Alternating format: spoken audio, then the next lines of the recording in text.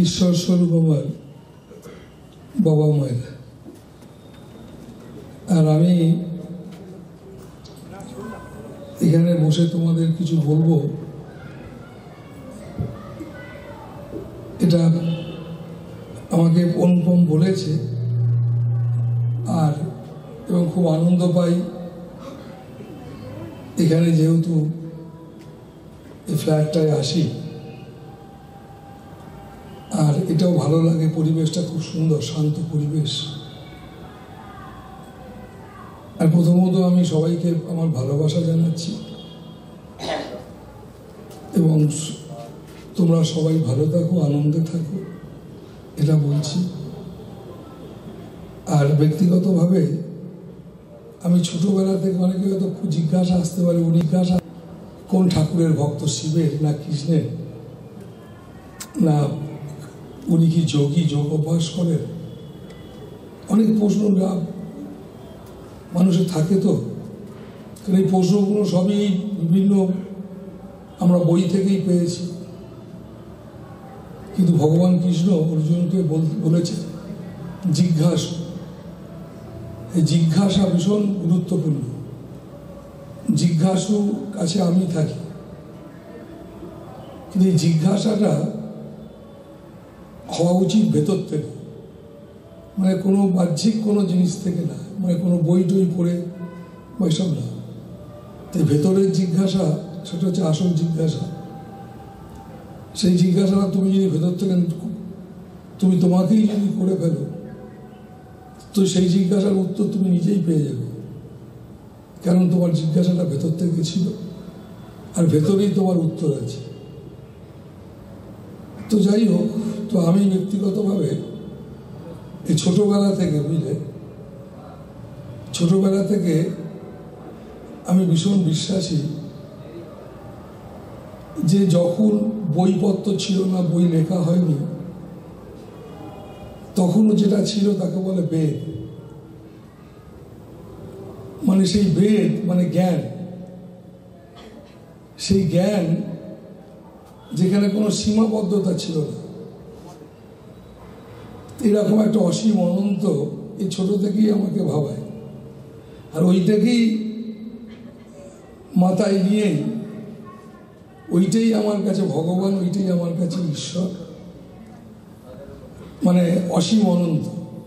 মানে যখন বই লেখা হয়নি, তখন নিরাকার, আকার, সাকার এসব কিছুই নেই। মানে এক কথা বলতে পারা যেতে পারে এত যে পার্থক্য, এসব কিছু নাই। তো সেটা তো ছিল। তো সেই রকম একটা কিছুকে বাচ্চা থেকে ভাবি, এইটা ভাবতে ভাবতেই খেলাধুলো করতাম। তারপরে তোমার ছোট থেকেই ভাবি এটা, কিন্তু কালী ঠাকুর, শিব ঠাকুর, দুর্গা ঠাকুর, সব ঠাকুরকেই ভালো লাগে। আবার তার সঙ্গে সঙ্গে তোমরা যারা বসে আছো, তোমাদেরকেও ভালো লাগে, কেন তোমরাও থাকে একটা মূর্তি। আমরা সবাই তো মূর্তি, শুধু তো দুর্গা মূর্তি, কালী মূর্তিটাই মূর্তি না। আর দুর্গা মূর্তি, কালী মূর্তি, সেটা তো একটা খড় এবং মাটি দিয়ে গড়া। আবার সেটা নিয়ে এসে তাকে প্রাণ প্রতিষ্ঠা করতে হয়। প্রাণ প্রতিষ্ঠা করে কে? যার প্রাণ আছে, একজন মানুষ। তাহলে ভাবো, মানুষই তৈরি করে এরকম একটা মূর্তি, আবার মানুষটাকে প্রাণ প্রতিষ্ঠা করায়, মানুষ যার প্রাণ আছে। তবে মানুষটার মধ্যে কত গুরুত্বপূর্ণ, কত শক্তি আছে তার মধ্যে। তার মধ্যে তিনি এই বিশ্বজননী, জগৎ জননী, পিতা মাতা, যাই বলি না কেন, এটা তার মানে একটা মানুষের মধ্যে একটা বিশাল ক্ষমতা আছে। এইটা বাচ্চাবেলা থেকে এটা আমাকে খুব ভাবিয়েছে, এটা ভাবতাম আর কি, বুঝলে। আর এবং বড় হয়েছি যে বলতে পারি তা না, কিন্তু এটা ঘটনা। এতে খুব আনন্দে এই কারণে আছি যে আমি তোমাকেও একটা মূর্তি ভাবতে পারি। শুধু মা কালীকেই মূর্তি ভাববো, তোমাকে ভাববো না, এটা। তার জন্য আমাদের প্রত্যেকটা বাড়ির মেয়েদেরকে, বাড়ির বৌমা থেকে শাশুড়ি থেকে বাড়ির মেয়ে পর্যন্ত সবাইকে লক্ষ্মী বলেছি। আমার বাড়ির প্রত্যেকটা ছেলেদেরকে আমরা নারায়ণ ভেবেছি, এটা আমাদের সংস্কৃতি, এটা আমাদের ঋষিদের একটা একটা জ্ঞানের দৃষ্টি, যে এইটাকে যদি ধরে রাখতে পারি তাহলে আমরা বাড়ির প্রত্যেকটা মায়েদেরকে আমরা ভীষণ সম্মান করব এবং প্রত্যেকটা ছেলেকে আমরা সম্মান করব। কারণ ছেলে আর মেয়ে নিয়েই তো, দুই নিয়ে তো দুনিয়া, একজন নিয়ে তো দুনিয়া না। দুনিয়া তো তুমি আছো, আমি আছি, তাই তো দুনিয়া। দুই নিয়ে দুনিয়া। তো যখন তুমি এবং আমি নিয়ে দুনিয়া, তাহলে একটা ছেলে এবং একটা মেয়ে, তো এই দুজনকে যদি আমরা সম্মান করতে শিখি তাহলে তো আমাদের কেল্লা ফতে, আমাদের তো আনন্দই আনন্দ, যেটা আমরা সবাই চাই। আমি দেখো তোমাদের খুব সহজ করে বলছি, ব্যাপারটা খুব সহজ নয়। পৃথিবীর সব থেকে কঠিন কাজ কি জানো? সহজ হওয়া। যেমন আমরা নিজেদেরকে এত কঠিন করে ফেলেছি, তাই সব থেকে কঠিন কাজ হচ্ছে সহজ হওয়া। আর এই সহজ হওয়ার জন্যই মানুষ এই জঙ্গলে বনে বাঁধারে গিয়ে তপস্যা করে, আর কিছু না। একজন মা কালী পেয়েছে, তুমি ভাবছো যে মা কালী পেয়েছে মানে তার মধ্যে শক্তি এসেছে। কারণ আমরা স্বার্থপর মানুষ, আমরা শক্তিমানকে ভালোবাসি না, তার শক্তিকে ভালোবাসি। যার শক্তি তাকে পছন্দ না, তার শক্তিটাকে পছন্দ। কেন? আমার সমস্যা থেকে তুমি আমাকে পার করিয়ে দাও।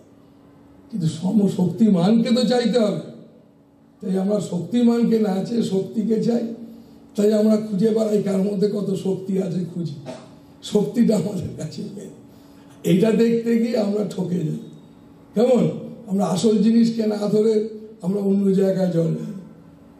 তাই যেখানে জল ঢালা উচিত সে জায়গায় জল ঢালছি না।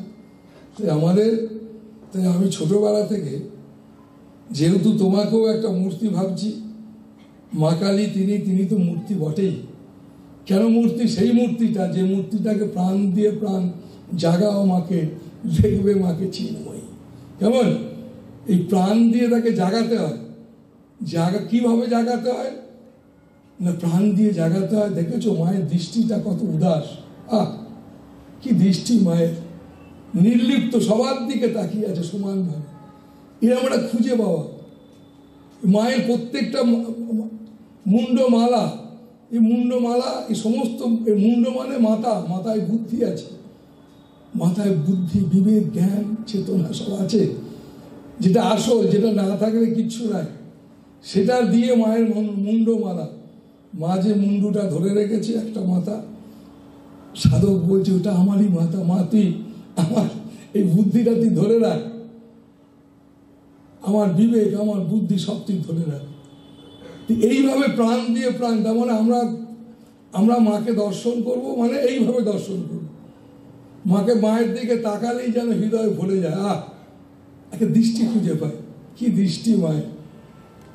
কারণ মায়েরই তো সন্তান আমরা। এক বালতি দুধ থেকে যদি তুমি 1 গ্লাস দুধ আনো তো দুধই আসবে। তো যদি তিনি বিশ্ব জননী হন, তো আমি তো তার সন্তান, তো বিশ্ব জননী থেকে কি আসে? বিশ্ব জননী আসে। কেমন? তো আমরা সবাই সেই গুণের গুণী।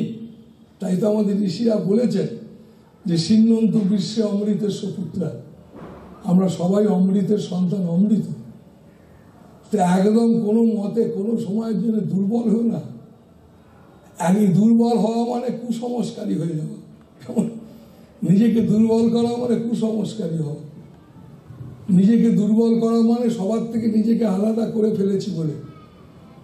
এই জগতের সমস্ত কিছুর থেকে নিজেকে যত আলাদা করেছি, তত আমরা মানসিকভাবে দুর্বল হয়েছি, ততটা আমরা নিজেদের ততটা আলগা করেছি।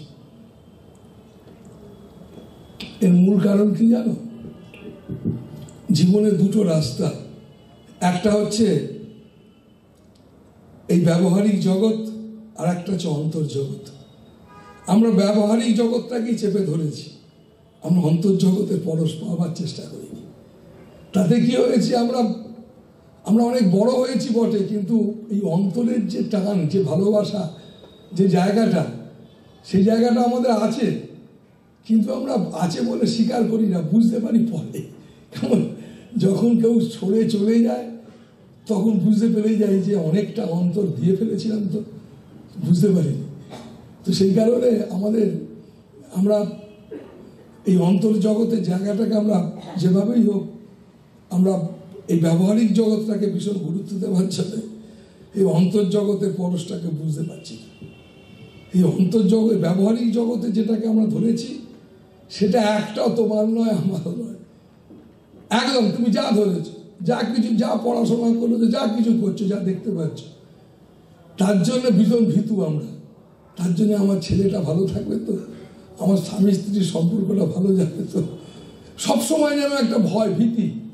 সে যত বড়ই যে ব্যক্তি যেই হোক না কেন, আমি দেখেছি আমার ব্যক্তিগত জীবনে, আমি দেখেছি জানো, ভীষণ দেমাকি, ভীষণ অহংকারী, অহংকার করার মতো মানে সফল মানুষ দেখছি এবং অবাক হই আমি যে সেখানেও দেখছি যে আদৌ কিন্তু সে আমাকে বলে যে মহারাজ আমি বললে কি না, আমি ধরিনি, তুমি যা দেখতে পাচ্ছ, যা করেছো, তোমার একটাও তোমার না, তাই তুমি ভীতু, তাই তুমি সব সময়ের জন্য তুমি ভগবান ডাকো না ডাকো, তোমার মধ্যে একটা প্রশ্ন চিহ্ন রয়েই যাচ্ছে, ঠিক থাকবে কিনা, সব ঠিকঠাক হবে কিনা।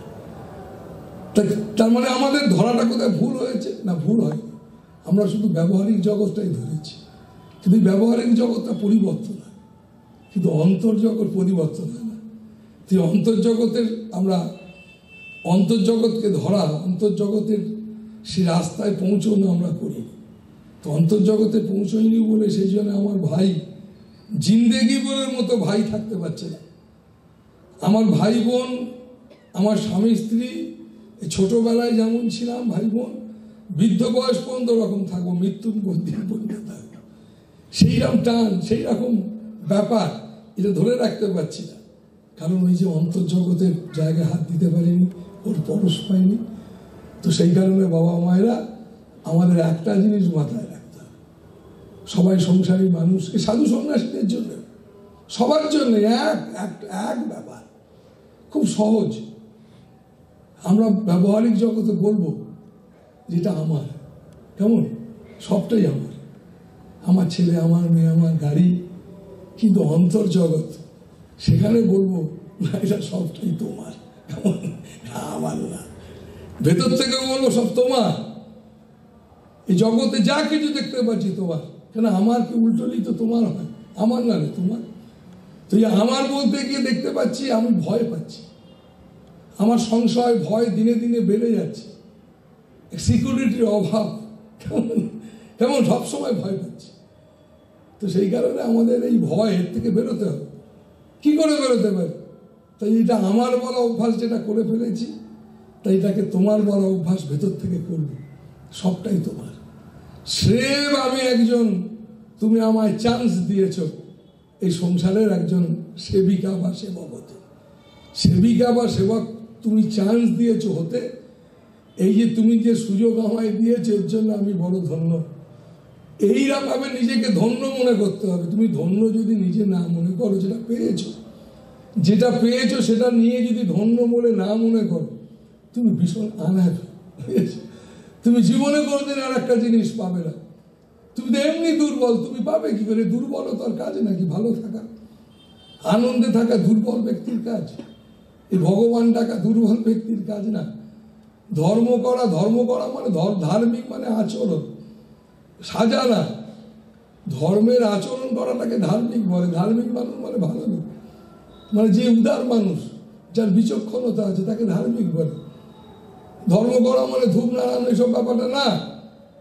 তো সেই কারণে বাবা মায়েরা এই আচরণের মধ্যে আমাদের আসতে হবে। এই আচরণের মধ্যে আসতে যদি পারি, যেই হই, যে যেখানেই থাকি, তাই আমার আচরণটাকে আমাকে ঠিক করতে হবে। তার জন্যই সাধু সঙ্গ করে কেন জানো? ঠাকুর রামকৃষ্ণ বলতেন, বলে ঘড়িটাকে মিলিয়ে নিতে হবে। কেমন ঘড়ি মেলাতে হয়। মানুষ দেখবে এখন ঘড়ি মেলায় কিনা জানি না, আমি ব্যবহার করি না, কিন্তু আগে ঘড়ি প্রতিদিন ওই রেডিওর সঙ্গে বা এর সঙ্গে নিউজের সঙ্গে মানুষ, বাবা মায়েরা মেলাত যে টাইম আর ঠিক আছে কিনা। ঠিক তাই সাধু সঙ্গ করা মানে নিজের জীবনের ঘড়িটাকে মিলিয়ে নেওয়া মানে আমি সংযমিত, আমি নিজেকে একটুখানি সংযম করতে পারি তো, একটু কন্ট্রোল করতে পারি কিনা। যদি একটুখানিও না পারি তো বড় দুঃখের ব্যাপার। আমি তো কোনোদিন কারোর সঙ্গে মিশতে পারবো না, কোনো বন্ধু করতে পারবো না, কিচ্ছু করতে পারবো না। তো তাই আধ্যাত্মিকতা মানে আধ্যাত্মিকতা মানে অন্য কিছু না। আধ্যাত্মিকতা মানে আগে মানুষ হওয়া। স্বামীজি বলেছেন আগে মানুষ হও, তারপরে দেবত্ব লাভ করতে পারবে, তারপরে ঈশ্বরত্ব লাভ করতে পারবে। তা আমাদের সবাইকে, আমরা ভগবান দেখবো না, আমরা ভগবান হব। আমরা ভগবান সবাই। আমাদের ঋষিরা বলেছেন যে সিন্নন্তু বিশ্ব অমৃত সুপুত্রা, আমরা সবাই অমৃতের সন্তান, অমৃত। আমি তোমাকে বলবো তুমি বেরিয়ে যাও, তুমি হয়ে যাও ভগবান। কেন তুমি ভগবান খুঁজছো? মাছ জলে থাকে, তার পিপাসা মেটে না, সে জল খুঁজে বেড়ায়। আর ভগবান মানে সমস্তটাই, যা দেখতে পাচ্ছি সবটা সুন্দর। এখানে একটা কিচ্ছু আমি তুমি কিচ্ছু করিনি, এবং একটা কোনো কিচ্ছু তোমার আমার নয়, আমরা শুধু ব্যবহার করছি মাত্র। তো এই ব্যবহারটা নিশ্চিত যেহেতু আমার নয়, তো খুব আনন্দ সহকারে করবো।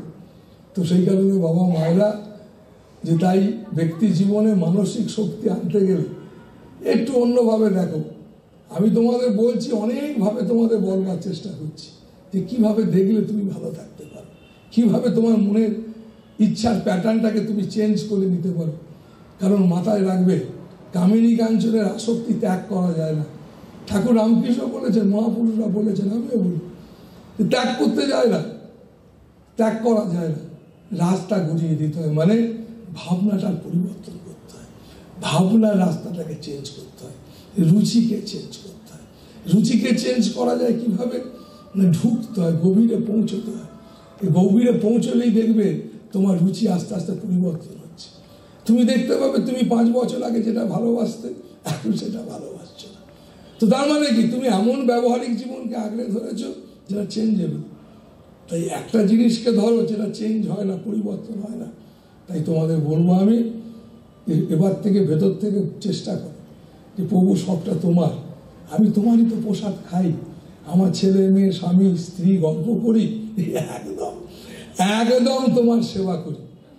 তুমি দেখতে পাবে তুমি তোমার সংসারটার মধ্যে একটা নতুন রূপ পাবে।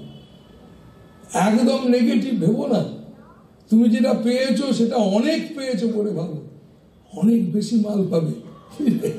তুমি আমার কথা মিলিয়ে নাও। কারণ আমিও তো বহু বছর ধরে তোমাদের মতো মানুষের সঙ্গে ঘুরছি, এইখানে আসছি, আবার আমি যদি আসতে থাকি আমি আসতেই থাকবো। কেন? তোমার সঙ্গে কোনোদিনই আমার ঝামেলা হবে না। কেন হবে না জানো?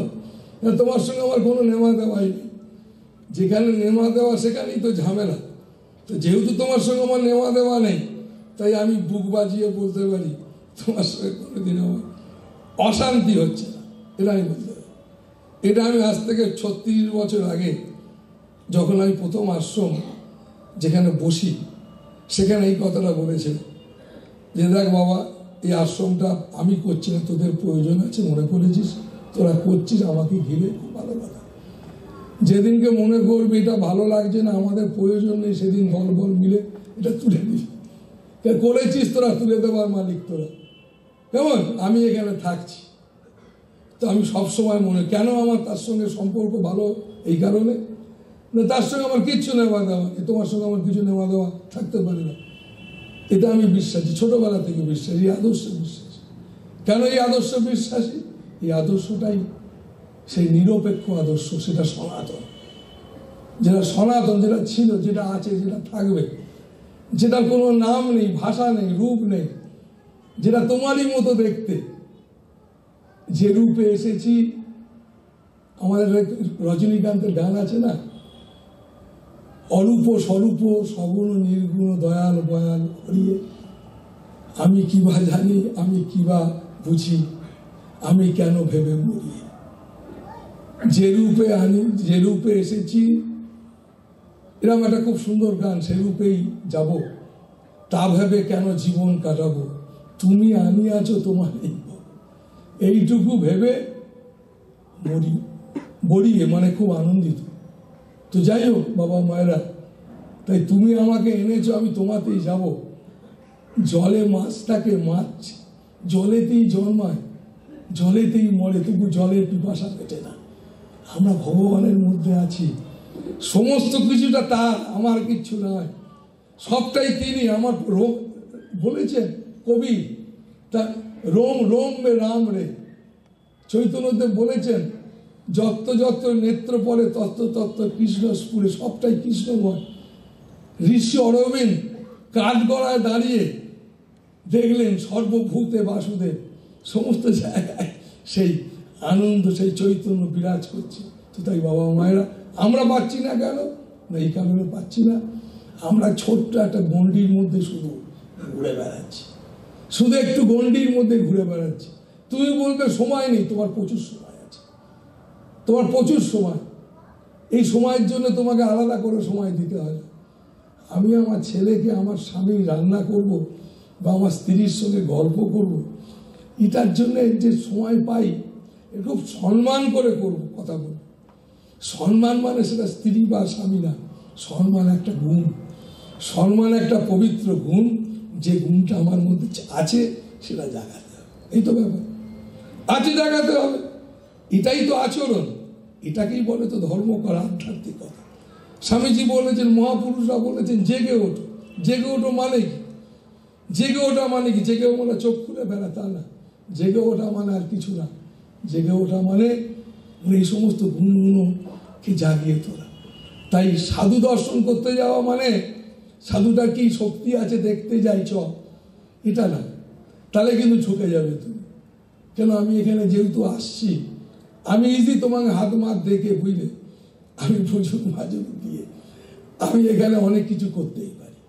লোকের লোকও জুটবে, কারণ আমার একটা নাম ডাকও আছে, প্রচুর লোক জুটে যাবে। লোক জোটাবার জন্য কোনো কঠিন লাগে না, কিন্তু আমার দম নেই সেটা করা। কেন করার দম নেই জানো? কারণ আমি ভীষণ বিশ্বাস করি যে একমাত্র পরমাত্মাই তোমার ভালো করতে পারে, বুঝেছ? একমাত্র ভালো করতে পারে তুমি পরমাত্মা। আর পরমাত্মা মানে যিনি পজিটিভ, যিনি সুন্দর। তাই তোমাকে আমি বলতে পারি যে জগতের সমস্ত কিছুটা তোমার, তাই আমি তোমাকে ভালোবাসি। তাই জীবনে ছেলে মেয়ে সবাইকে তো জীবনের সবার আগে ভালোবাসলে, তো এবার থেকে তাকে ভালোবাসো সবার আগে। যদি তুমি তাকে সবার আগে ভালোবাসতে পারো, তুমি তোমার ছেলে মেয়ে স্বামী স্ত্রী দুনিয়াদারি সবাইকে ভালোবাসতে পারবে। তাই তো ভগবান বলেছেন যে অর্জুন প্রশ্ন করেছে যে আমাদের এই দুঃখ দৈন্য কি করলে এর থেকে বেরোনো যায়? বললো ভালো কর্ম করো। ভালো কর্ম কি না? প্রথম কর্ম আমাকে স্মরণ করো। তো সেদিন আমাকে স্মরণ করো কেন না? সর্বভূতে বাসুদেব, মানে সমস্ত জায়গায় তুমি আমায় পাবে। তোমার ছেলে, তোমার মেয়ে, তোমার রান্না বান্না সমস্ত ভালো ভাবনা নিয়ে রান্না করো। সেই রান্নাটা একটা মেডিসিনের থেকে দারুণ শক্তিশালী, তুমি জানো না? তুমি তোমার ছেলে মেয়ের মাথায় যদি প্রত্যেক দিন, ছেলে মেয়ে যে চঞ্চল, তুমি অস্থির দুশ্চিন্তা করছো, তুই প্রত্যেক দিন ছেলের মাথায় হাত দিয়ে তুমি জপ করো। আমি আমাদের রুম্পাকে, জানিস, আমি এত বছর পর এই মাসখানেক আগে রুম্পা বলে একটি মেয়ে, বউ আর কি, মেয়েই কেন ছোট থেকে দেখছি বলে মেয়েই হয়ে গেছে। তো যাই হোক, তাকে ছেলের মাথায় প্রতিদিন নাম জপ করে দিই। আমাকে বলছে দিন 15 করছে, করে বলছে মহারাজ দেখছি একটুখানি বেশ বেশ সুন্দর শান্ত হলো। তার মানে কি? মানে এই যে ব্যাপার, তুমি জানবে শব্দ তরঙ্গ, পবিত্র শব্দ, এর একটা গুণ আছে, নেগেটিভ না। তুই প্রতিদিন নোংরা নোংরা এই ফেসবুক মুখ তুমুখ দেখতে লাগো, তুমি কিরকম একটা হয়ে যাবে, বিকারগ্রস্ত রুগীর মতো লাগবে। ভালো চিন্তা করো। তো সব থেকে বড় পৃথিবীর সব থেকে বড় মেডিসিন কি জানো এখন বর্তমানে? সেটা হচ্ছে পজিটিভ চিন্তা করা, ভালো চিন্তা করা। এই ভালো চিন্তা করা মানে কি? ভালো চিন্তা করা মানে হচ্ছে এই সকল এই কামড়া কামড়ির থেকে বেরিয়ে আসা, বেরিয়ে এসে তাকিয়ে দেখা যে কোনটাকে তুমি ধরবে। তাই আমাদের এক ভগবানের নাম কি জানো? সাক্ষী গোপাল, সাক্ষী স্বরূপ দাঁড়িয়ে আছে। তাই গোপনে করিতে কর্ম স্থান নাই কোথা, সর্বত্র রাখেন দৃষ্টি জগতের পিতা। কেমন? গোপনে করিতে কর্ম স্থান নাই কোথা, সর্বত্র রাখেন দৃষ্টি জগতে। তুমি ভাবছো কেউ দেখতে পাচ্ছে না, দেখতে তো পাচ্ছে। সে আমার একটা ছোট্ট গল্প বলবো, আর আজকের কথা আমি শেষ করব। যে দেখো, ছোট্ট গল্প, একটা প্রাইমারি স্কুল, জানো, সেই প্রাইমারি স্কুলে 4 ক্লাস পর্যন্ত স্কুল, বাচ্চা ছেলেদের শনিবার দিন হেডমাস্টার মশাই সব একটা করে 4 ক্লাসের বাচ্চাদের সন্দেশ দিয়েছে। দিয়ে বলেছে যে এমন জায়গায় খাবি যারা কেউ দেখতে না পায়। সে বাচ্চাগুলো বাড়িতে গিয়ে তার সোমবার দিন এসেছে, এসে মাস্টার বলেছে, কিরে সবাই খেয়েছিস, কেউ দেখতে পায়নি তো? সবাই নানান রকম বলছে, মাস্টার মশাই আমি দরজা বন্ধ করে কেউ খাটের তলায় নানানভাবে খেয়েছি। তো একটা বাচ্চা সে সন্দেশটা নিয়ে এসেছে, এসে মাস্টার মশাইকে বলছে, মাস্টার মশাই এই সন্দেশটা আমি নিয়ে এসেছি, এরা যা বললো আমি পুকুরে পর্যন্ত ডুব মেরেছি, আমি কিছুতেই আর সন্দেশ খেতে পারিনি। কেন? যেখানেই খেতে যাচ্ছি দেখছি একটা চোখ আমায় দেখছে, বুঝলে, চোখ আমায় দেখছে, তাই খেতে পারিনি, আমার কাছে নিয়ে এসেছি। তো তাই বাবা মায়ের, তোমার চোখ কিন্তু তোমার চোখের পেছনে দাঁড়িয়ে আছে। তুমি যাকে ধ্যান করো ঠিক তোমার ধ্যানের পেছনে এসে দাঁড়িয়ে আছে, সবসময় জানবে। তুমি খাও ঠিক খাওয়ার পেছনে যা করো তোমার পেছনে এসে দাঁড়িয়ে আছে, সবসময় জানবে। সেটা তোমারই একটা আসল রূপ, যেটা কিন্তু একদম বড় পবিত্র, যেটা সুন্দর, যেটা তুমি একদম জানো না। তাই দেখবে আমাদের লক্ষ্মী, এসব কালী, দুর্গা, এদের দেখবে একটা চোখ আছে এখানে আঁকা, এখানে একটা চোখ আছে কপালে, কেমন অন্তর্দৃষ্টি, এটা আমাদের সবার আছে।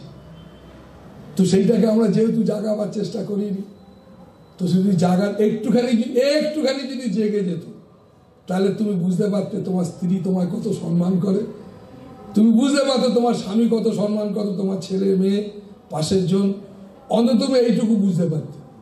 এটা বোঝা উচিত ছিল। কেমন আমার ছেলে, আমার মেয়ে, আমার স্বামী স্ত্রী একসঙ্গে থাকি, আমি এইটুকু খবর রাখতে পারবো না? তাহলে আমি তো একটা নিডের পাথর তৈরি হয়েছি, আর কি হতে পারে নাকি? আমার পাশে আমার যে আছে, একসঙ্গে থাকি, সবসময় দেখা হচ্ছে, খাওয়া শোয়া বসা দাঁড়ানো, আমি তার ভেতরের খবর একটুও জানি না, বুঝতে পারছি না। এটা তো বড় দুঃখের।